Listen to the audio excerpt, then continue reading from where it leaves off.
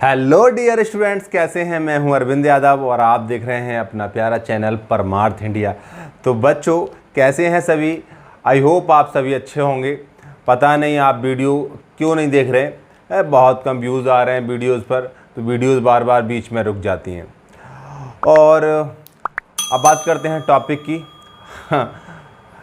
Topic ये है कि अब नीट का एग्ज़ाम बहुत ही करीब आ गया है और बहुत करीब आ गया। बाकी तो आप बहुत अच्छी तरीके से पढ़ाई कर रहे होंगे, सभी बच्चे मेहनत से पढ़ाई कर रहे होंगे। बट कुछ ऐसी बातें देखने को मिली मुझे कि कुछ बच्चे लास्ट टाइम पे आके होपलेस हो जाते हैं कि उन्हें ये लगने लगता है कि इस बार सिलेक्शन नहीं होगा। एक काम करते हैं भाई, दोबारा से एडमिशन लेते हैं, कोचिंग सेंटर्स दोबारा से चालू हो गए, फिर दोबारा से एडमिशन लेते हैं। ऐसे कई सारे बच्चों से मेरी बात हुई तो मालूम पड़ा कि बच्चे सोच रहे हैं कि सर अब सिलेक्शन नहीं हो पाएगा, अब तो सारा का सारा टाइम निकल गया, अब कुछ नहीं हो पाएगा, बहुत लेट हो चुके हैं। तो आपको बता दें नहीं कि जो लास्ट टाइम होता है वही पढ़ने का सबसे अच्छा टाइम होता है। और इस समय आके ज़्यादातर बच्चे होपलेस हो जाते हैं। बहुत बच्चों का सिलेक्शन सिर्फ इसलिए छूट जाता है कि लास्ट में आके होपलेस हो जाते हैं। जो बड़े बड़े जगह हैं जहाँ पर कोटा है, दिल्ली है, यहाँ पर क्या होता है कि जैसे ही फरवरी के बाद कोर्स कंप्लीट होता है ना, तो बच्चों को ये लगने लगता है कि भाई अब तो घर भागो। और घर भागने की जो गलती है वो सबसे बड़ी गलती हो जाती है। बच्चों घर जाके ना बिल्कुल मैनेज नहीं कर पाते कि उन्हें कैसे पढ़ना है। घर में बहुत सारी चीज़ें हैं डिस्ट्रैक्ट होने के लिए। टीवी चला दिया किसी ने कुछ किया, तो पढ़ाई नहीं हो पाती अच्छी तरीके। जहाँ पर भी हैं आप, जहाँ पर भी पढ़ रहे हैं, मैं ये नहीं कह रहा आप घर पर भी पढ़ रहे हैं तो कोई बात ही नहीं है, जहाँ पर भी पढ़ रहे हो वहीं पर बने रहें जब तक नीट का एग्ज़ाम नहीं हो जाए। पढ़ने के आपके पास बहुत सारे सोर्सेस है, बहुत सारे यूट्यूब चैनल है, बहुत सारे आपको कोर्सेस ले रखे होंगे आपने, ऑनलाइन नहीं ले रखे हैं तो आप कहीं ना कहीं कोचिंग इंस्टीट्यूट में पढ़ रहे होंगे। बच्चे एक गलती ये करते हैं कि भाग आते हैं। दूसरी गलती ये करते हैं कि इस समय लगता है उन्हें कि सिलेक्शन नहीं हो रहा, एक काम करते हैं, नया बैच स्टार्ट हो रहा है किसी इंस्टीट्यूट का, उसमें जाके एडमिशन ले लेते हैं। बहुत बड़ी गलती होती है। आप अपने आप को पहचान नहीं पाते कि आपकी कितनी तैयारी हुई। जो 1 या 2 महीना है इसमें बहुत ज़्यादा तैयारी आप कर सकते हैं और बहुत अच्छा स्कोर करने के आपके चांसेस होते हैं। और इसी टाइम आप चूक जाते हैं क्योंकि आप पढ़ना बंद कर देते हैं। तो बच्चों बिल्कुल मन लगा के पढ़ाई करिए, बिल्कुल तन मन धन से डट जाइए। 2 महीने के लिए कमरे का गेट बंद कर लीजिए और अच्छी तरीके से पढ़ाई करिए। सिलेक्शन ज़रूर होगा, आप डॉक्टर ज़रूर बनेंगे। इस बार तो गवर्नमेंट ने भी कहा है कि 50% सीटें, 50% सीट पर मतलब गवर्नमेंट एडमिशन होगा, मतलब आप गवर्नमेंट सीट की तरह ही एडमिशन होगा आपका प्राइवेट मेडिकल कॉलेजेस में। वो भी आपके लिए बहुत फ़ायदे की बात है। तो बहुत अच्छी तरीके से मन लगा के पढ़ाई कीजिए। बहुत कम टाइम है और इस टाइम में आप जो पढ़ाई करेंगे वो एक एक चीज़ आपके लिए बहुत ही वैल्यूएबल होगी। तो बिना टाइम देरी किए हुए, बिना टाइम बर्बाद किए हुए आज जो बात करने वाले हैं वो स्टार्ट करते हैं। आज हमारा 7वां लेक्चर होगा एल्डिहाइड और कीटोन का। तो आज पढ़ने वाले एक बहुत ही इम्पोर्टेंट टॉपिक एनसीईआरटी में दे रखा है, reaction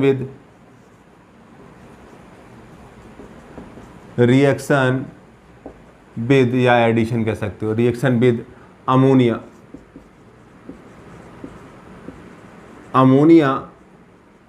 and it's derivatives. Reaction with ammonia and it's derivative. बच्चों ये जो है ना, ये हेडिंग जो है आपको एनसीईआरटी में देखने को मिलेगी, reaction with ammonia and it's derivative. इसमें थोड़ा चेंज होना चाहिए था, यहाँ होना चाहिए रिएक्शन विद अमोनिया डेरिवेटिव, क्योंकि अमोनिया की रिएक्शन आप कराएंगे तो अलग अलग कंपाउंड बनेंगे। फॉर्मेल्डिहाइड से कराओगे तो यूरोट्रोपिन बनेगा और एसिटाल्डिहाइड से कराओगे तो कुछ और बनेगा। अलग अलग चीज़ों से कराओगे तो अलग अलग कंपाउंड बनते हैं। तो अमोनिया वाला केस तो यहाँ पर फिट नहीं बैठता है, पर कोई बात नहीं, एनसीईआरटी में लिख रखा है कि इमाइन या इमीन बन जाती है, अच्छी बात है, हम भी बनाएंगे, ठीक है। पर यहाँ पर होना चाहिए था रिएक्शन विद अमोनिया डेरिवेटिव। तो अमोनिया तो आप जानते ही हैं, अमोनिया के डेरिवेटिव, अमोनिया तो NH3 बहुत अच्छी तरीके से जानते हैं, और डेरिवेटिव क्या हो जाएंगे NH2 और यहाँ पर कोई ग्रुप लगा हुआ होगा, कोई चीज़ लगी हुई होगी, मतलब हाइड्रोजन हट के वो जुड़ जाएगा इससे, वो क्या होगा, डेरिवेटिव। तो यहाँ पर आप देखिए कि रिएक्शन हो रही है एल्डिहाइड या कीटोन, यानी कोई भी कार्बोनिल कंपाउंड है, इसकी रिएक्शन किससे हो रही है, अमोनिया। मैं इसे NH2 इस तरीके से लिख रहा हूँ। अब अमोनिया अलग अलग रिएक्शन करके नहीं, हम यहाँ पर ग्रुप G लिख देते हैं, मतलब यहाँ अमोनिया का डेरिवेटिव से रिएक्शन हो रही है, और यहाँ पर G की जगह पर अगर आप H लगा देंगे तो अमोनिया ही हो जाएगी, और कुछ और लगाएंगे तो अमोनिया का डेरिवेटिव हो जाएगा। और यहाँ पर जो रिएक्शन होती है वो रिएक्शन आपने NCERT में देखी होगी, H आयन क्या बच्चों, एसिडिक मीडियम में होती है। और एसिडिक मीडियम में होती है तो यहाँ पर होता क्या है, एक इंटरमीडिएट बनता है। और वो इंटरमीडिएट क्या होता है, इंटरमीडिएट में आप देख रहे हैं O के साथ क्या लग जाता है, H लग जाता है। और यहाँ पर ये नाइट्रोजन है NH और ग्रुप G, ये क्या है बच्चों, इंटरमीडिएट।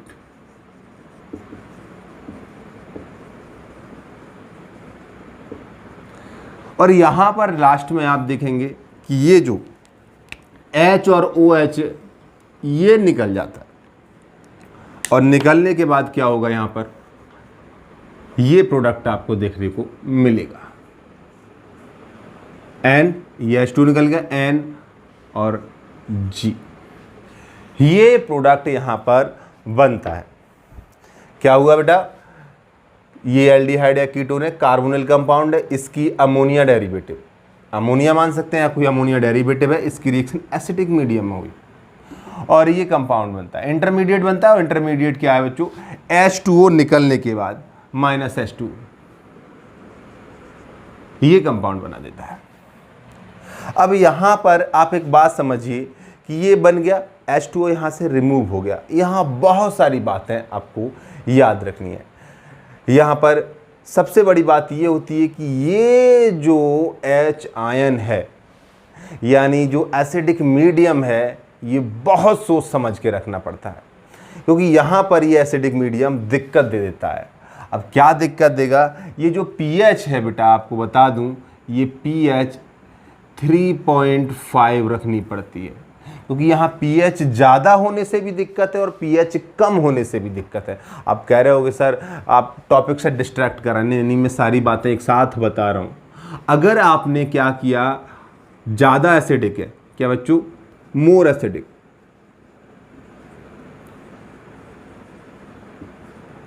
और यहाँ पर मोर बेसिक,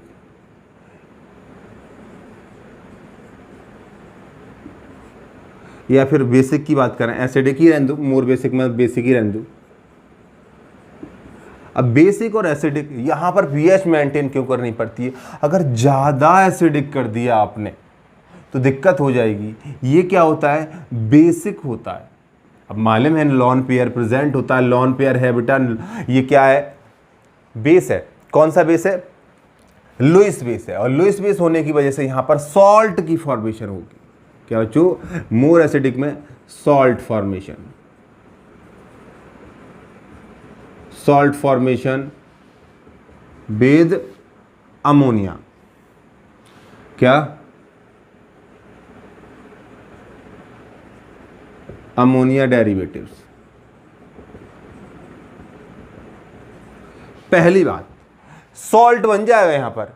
अब जब सॉल्ट बन जाएगा तो यहाँ पर कोई भी न्यूक्लियोफाइल अटैक करने नहीं आ रहा, कोई भी न्यूक्लियोफाइल नहीं है। और बेसिक हो गया यहाँ पर, अब बेसिक मीडियम हो गया तो ये रिएक्शन ही स्टार्ट नहीं होगी, प्रोटोनेशन नहीं हो पाएगा। क्या बच्चों, नो प्रोटोनेशन। प्रोटोनेशन नहीं होगा तो यहाँ पर क्या है, ये एक्टिवेट नहीं होगा रिएक्शन करने के लिए। तो यहाँ पर pH का बहुत बड़ा रोल है। आप देख रहे हैं यहाँ पर इक्विलिब्रियम है। इक्विलिब्रियम की बात बताएं, जहाँ पर H2O का एलिमिनेशन होता है, H2O निकलता है, तो जो इक्विलिब्रियम है वो फॉरवर्ड डायरेक्शन में शिफ्ट हो जाएगा। और फॉरवर्ड डायरेक्शन में शिफ्ट होने की वजह है क्योंकि यहाँ पर क्या है, H2O निकल रहा है और H2 निकल रहा है, तो यहाँ पर क्या है बच्चों, फॉरवर्ड डायरेक्शन में इक्विलिब्रियम फेवर करेगा। पहली बात। दूसरी बात ये हो गई, अब यहाँ तक मेरे ख्याल से आपको बात समझ में आ गई होंगी, पीएच का बहुत ख्याल रखना है और इक्विलिब्रियम में फॉरवर्ड डायरेक्शन में ही रहेगा, फॉरवर्ड डायरेक्शन की तरफ को शिफ्ट होगा, उधर को ज़्यादा रहेगा, मैं कहूँगा प्रोडक्ट ज़्यादा बनेगा क्योंकि यहाँ पर H2 का एलिमिनेशन हो रहा है और ये अनस्टेबल इंटरमीडिएट है और इससे ही कंपाउंड बन रहा है। बात समझ में आ गई। इतनी बात समझने के बाद अब यहाँ पर आते हैं वापस और समझते हैं कि ये कौन कौन से ग्रुप यहाँ पर आप लेंगे, कौन कौन से ग्रुप आप यहाँ पर लेकर यहाँ पर कंपाउंड बनाएंगे। ठीक है, तो अब यहाँ पर एक एक करके हम बात करते हैं। ठीक है, यहाँ तक कोई दिक्कत नहीं होगी। चलिए पहले इसकी मैकेनिज्म पढ़ लेते हैं, फिर मैकेनिज्म की बात देखते हैं। मैकेनिज्म में होता क्या है बेटा, ये कार्बोनिल ग्रुप। अब यहाँ पर आप देख रहे हैं हुआ क्या, H आयन लिया हमने, यहाँ पर लॉन पेयर देख के H आयन इस पर अटैक मार दिया और जैसे ही ये लेगा तो OH बन जाएगा। क्या, OH पॉजिटिव। आपको बता दूं ये दो फॉर्म में रहता है, ये बन जाएगा या फिर ये बन जाएगा। OH उधर पहुंच गया और ये बन जाएगा। ये दोनों फॉर्म इक्विलिब्रियम में रहती हैं, कभी ये कभी ये कभी ये कभी ये। बात समझ रहे हैं ना। अब यहाँ पर ये आके बन गया। अब यहाँ पर देख रहे होंगे आप कि है क्या, NH2 NH2G। ये क्या काम करेगा, इस पर अटैक मार देगा, इस पर अटैक मार देगा या इस पर अटैक मार देगा, आप कोई सा भी लिख सकते हैं। जैसे ही अटैक मारेगा तो यहाँ पर होगा क्या, कार्बन और नाइट्रोजन। एक H ये है, एक H ये है, ये G है और नीचे क्या आ गया, ये G है और G के बाद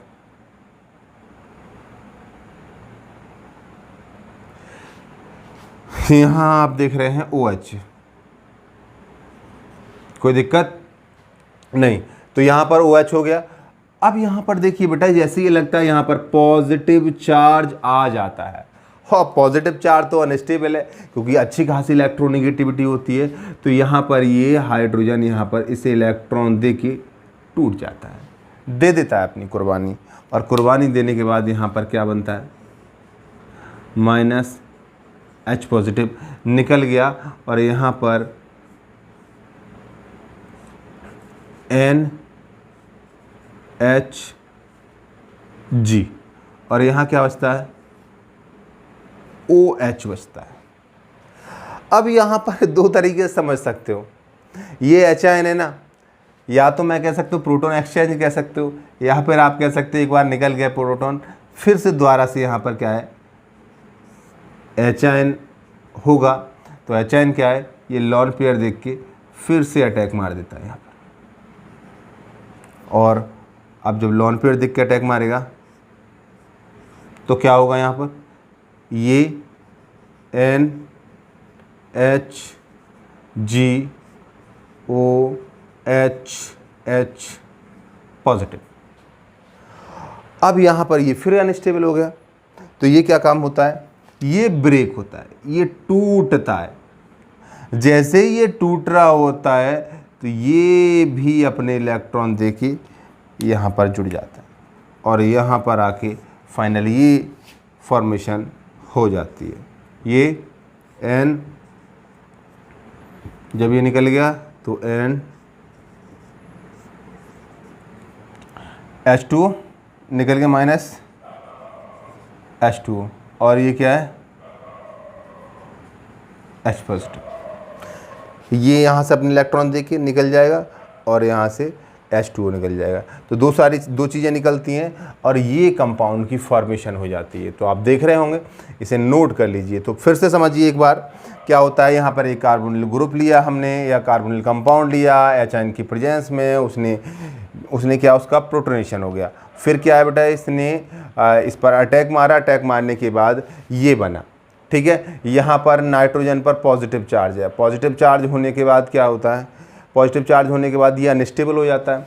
क्यों? क्योंकि ये अच्छी खासा इलेक्ट्रोनेगेटिव है और उसके ऊपर से पॉजिटिव चार्ज बर्दाश्त नहीं किया जा सकता, तो ये टूट के अलग हो जाएगा बेटा, तो ये बन जाएगा। और इसके बाद ये फिर इसका प्रोटोनेशन हो जाएगा। आप एक स्टेप में कह सकते हैं प्रोटोन एक्सचेंज भी हो जाएगा, यहाँ से प्रोटोन छूटेगा, यहाँ पर लग जाएगा, कोई बात नहीं, 2 स्टेप हो गए, कोई दिक्कत नहीं है। फिर उसके बाद ये क्या है, यहाँ पर H3 मतलब OH पॉजिटिव, और यहाँ से आप देख रहे हैं कि बहुत अच्छा लीविंग ग्रुप है, यहाँ से रिमूव हो जाएगा और ये फॉर्मेशन हो जाएगी। चलिए इसे नोट कीजिए, फिर बाकी बातें अभी करते हैं।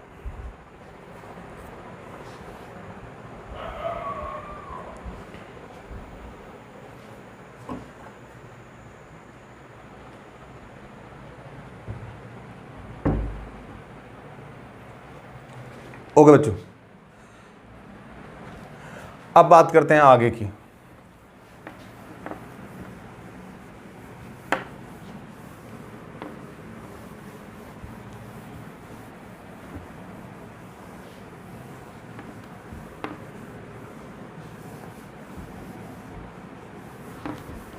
अब यहाँ देखिए, हम अभी बात कर रहे थे जो ग्रुप ले रहे थे, यहाँ पर क्या अलग अलग ग्रुप लेंगे। यहाँ पर क्या बेटा, ग्रुप, जो ग्रुप था जिसे हम G से लिख रहे थे, अलग अलग ग्रुप ले रहे थे हम,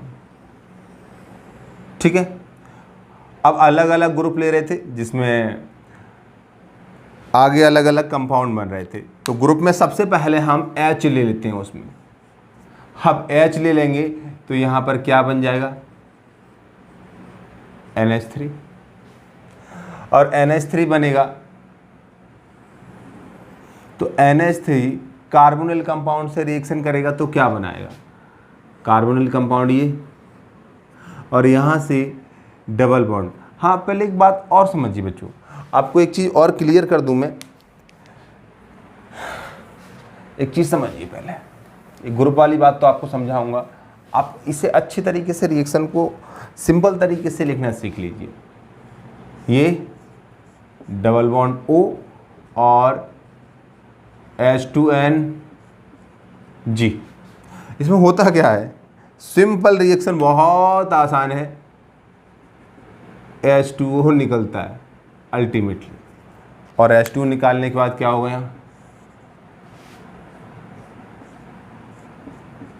N, ठीक है, G, pH 3.5, ठीक है, कोई दिक्कत नहीं, और यहाँ पर ये कंपाउंड बन जाता है। तो सिंपल क्या है, कार्बोनिल ग्रुप लेना है, ठीक है, कार्बोनिल कंपाउंड लेना है, जो भी है ये लेना है, फिर प्रोडक्ट बन जाएगा। अब लिख लो यहाँ पर अलग अलग ग्रुप। पहला ग्रुप हाइड्रोजन है, हाइड्रोजन, हाइड्रोजन में क्या बन जाएगा, NH3, और NH3 को अमोनिया बोलते हैं, तो यहाँ क्या, NH, समझ रहे ना, 2 H निकल गए, ये वाले 2 H निकल गए, अमोनिया 1 H, ये वाला H बचा अमोनिया, तो इसका नाम हाइड्रोजन है, इसको बोलते हैं अमोनिया, और अमोनिया इसे बोलते हैं इमाइन या इमीन। इसके बाद आप R भी ले सकते हैं ग्रुप यहाँ पर, और R लेंगे तो क्या बनेगा, RNH2, इसे बोलते हैं अमीन। ये अमाइन होगा या अमीन होगा, ये रिएक्शन करेगा तो क्या बनेगा यहाँ पर, NR। इसका क्या नाम होता है, आगे लिख देता हूँ नाम इनके, इसका नाम क्या, आगे लिख देता हूँ, और इसका नाम क्या होगा बच्चों, इसे बोलते हैं सिप्स बेस, सिप्स बेस, इसे क्या बोलते हैं बेटा, सिप्स बेस बोलते हैं, ठीक है। इसके बाद अगला लेते हैं OH लेते हैं बेटा, क्या लेते हैं, OH, अब OH यहाँ पे ले लो तो क्या हो जाएगा, NH2OH, हाइड्रोक्सिल अमीन, हाइड्रोक्सिल अमीन। हाइड्रोक्सिल अमीन से रिएक्शन कराएंगे तो क्या बनेगा, NOH, इसे ऑक्साइम बोलते हैं। ठीक है बेटा, ऑक्साइम। इसी की तरह आगे हम NH2 भी ले सकते हैं। अब NH2 में जोड़ोगे तो क्या हो जाएगा, डबल NH2 हो जाएगा, NH2 सिंगल बॉन्ड NH2, इसे बोलते हैं हाइड्राजीन, हाइड्राजीन बोलते हैं इसे, क्या बोलते हैं, हाइड्राजीन। और अगर ये कंपाउंड बनेगा तो ये बन जाएगा, इसे क्या बोलते हैं, हाइड्राजोन। आगे लिख देते हैं हाइड्राजोन। ठीक, इसके बाद ये सारे आपको नाम याद रखने हैं बेटा, और याद हो जाएंगे, कोई नई बात नहीं है। अब यहाँ पर आगे क्या है, इसे NH2 में थोड़ा सा चेंज करते हैं, NH,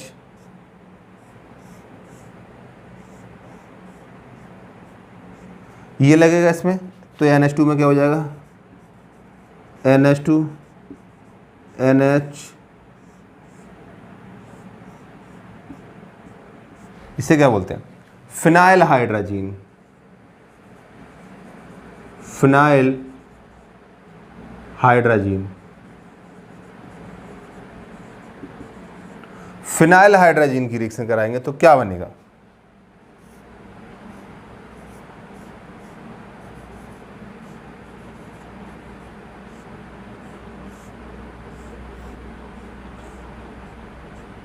इसे क्या बोलते हैं, फिनाइल हाइड्राजोन, फिनाइल हाइड्राजोन। क्या बेटा, फिनाइल हाइड्राजोन। एक बार फिर देख लीजिए, हाइड्रोजन है उसे क्या बोलते हैं, अमोनिया, R है तो अमाइन, तो क्या बनता है, सिप्स बेस। ये प्रोडक्ट है बच्चों, ये यहाँ पर ये क्या बेटा, ग्रुप जो भी ले रहे हैं, ये रिएक्टेंट है और ये क्या है, प्रोडक्ट। ठीक है, यहां तक कोई दिक्कत। हाइड्रोजन ले रहे हैं, अमोनिया, तो इमीन बनती है, या इमाइन, इमीन कुछ भी बोलो, इमीन।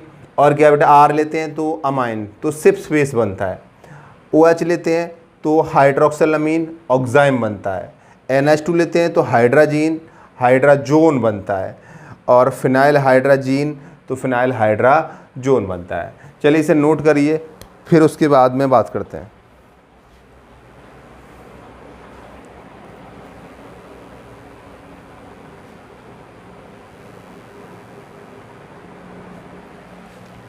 ओके,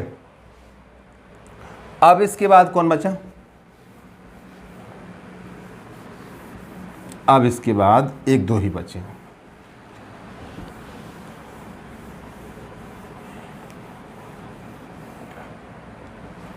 अब यहां पर देखिए बच्चों, नेक्स्ट अगला बच्चा बेटा फिनाइल हाइड्रोजन, फिर अब बचा NH,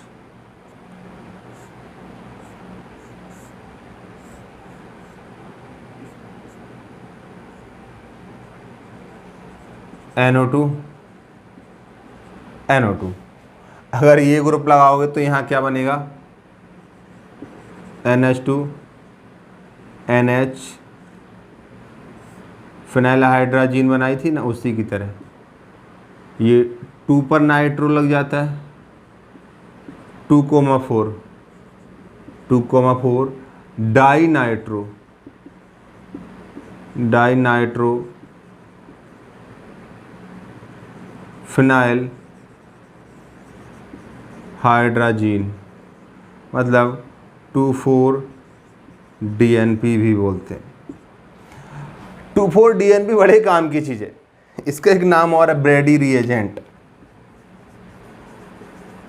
ब्रैडी रिएजेंट। और इसका काम क्या होता है बच्चों, ये ब्रैडी रिएजेंट क्या काम करता है, कार्बोनिल ग्रुप यानी एल्डिहाइड और कीटोन को देखने के काम आता है। मतलब अगर आपको देखना है इसमें, जब आप टेस्ट करते हैं तो एल्डिहाइड और कीटोन का जो टेस्ट होता है कॉमन, कार्बोनिल ग्रुप का, एल्डिहाइड का अलग होता है, कीटोन का अलग होता है, तो जो कार्बोनिल ग्रुप होता है तो उसका टेस्ट करता है, इसका टेस्ट करता है, या फिर कह सकते हो टेस्ट ऑफ एल्डिहाइड या फिर कीटोन। समझ रहे हो बेटा? तो इसमें क्या है, इसके क्रिस्टल्स से बन जाते हैं ऑरेंज कलर के, ठीक है। अब यहाँ पर ये इससे रिएक्शन करेगा तो क्या बनाएगा, डबल बॉन्ड NH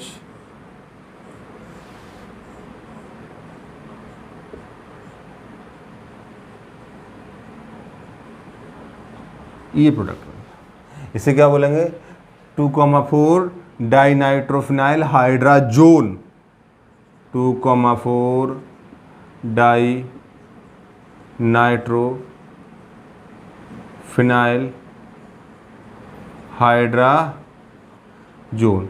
क्या बेटा, 2,4 डाइनाइट्रोफिनाइल हाइड्राजोन। अब इसके बाद एक और बचा,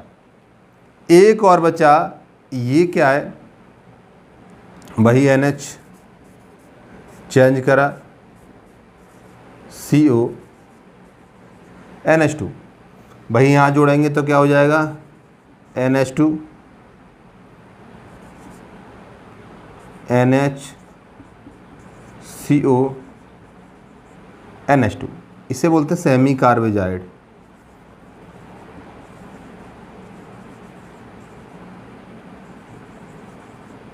सेमी कार्बेजाइड।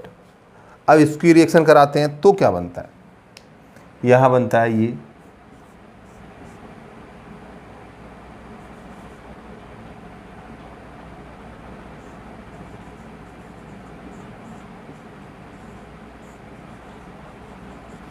इसे बोलते हैं सेमी कार्बेजोन।